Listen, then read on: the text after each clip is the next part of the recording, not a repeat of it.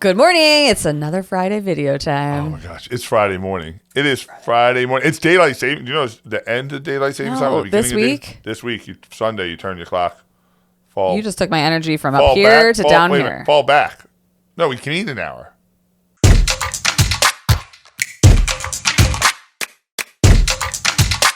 All right. So you talk a lot about, I've heard this over the last 6 years since I started working for you.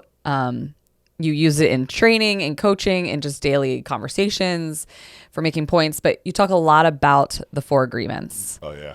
I think over the next 4 weeks, we need to talk about this. Like, what's the premise of it? Why do you talk about it? Yeah. Tell me more. Listen, the book, The 4 Agreements, I think is probably one of the best leadership books, one of the best parenting books, one of the best entrepreneurial books, one of the best self-help books. I think it is one of the best books for me.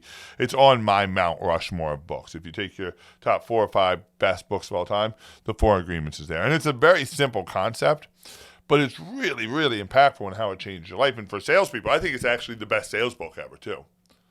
I think it's better than any sales book ever written. And the 4 agreements are, number 1, be impeccable with your word. Number 2 is don't make assumptions. Number 3 is don't take anything personally.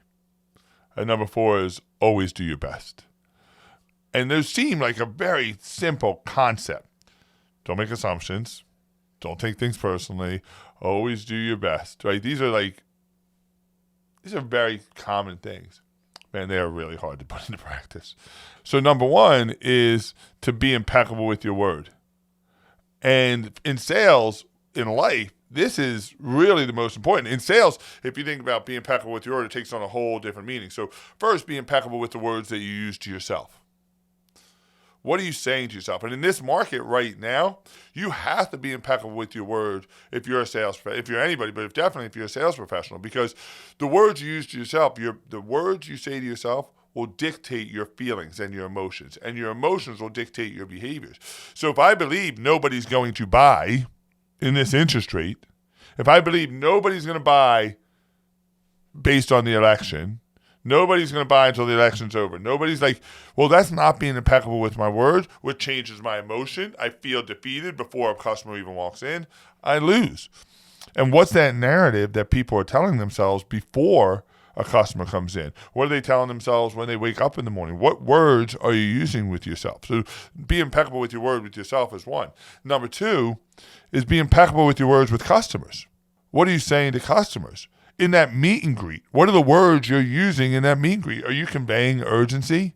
We did a shop the other day, and you would be flabbergasted with the words that they were saying to this customer.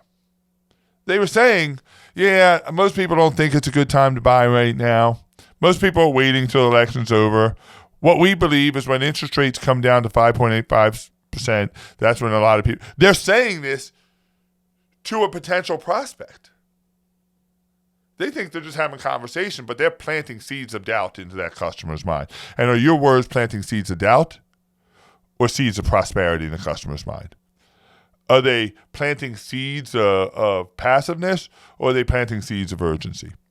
So not only do you have to be impeccable with your words to yourself, you have to be impeccable with your words with others.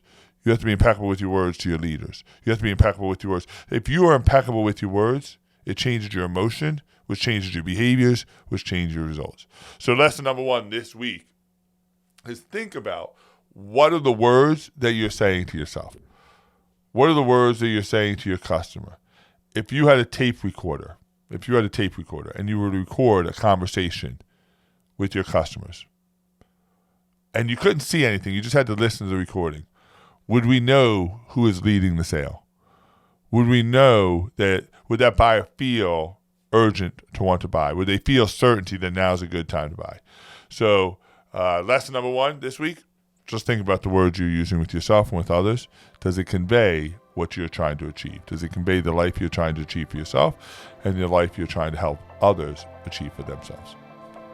4 agreements. Check it out.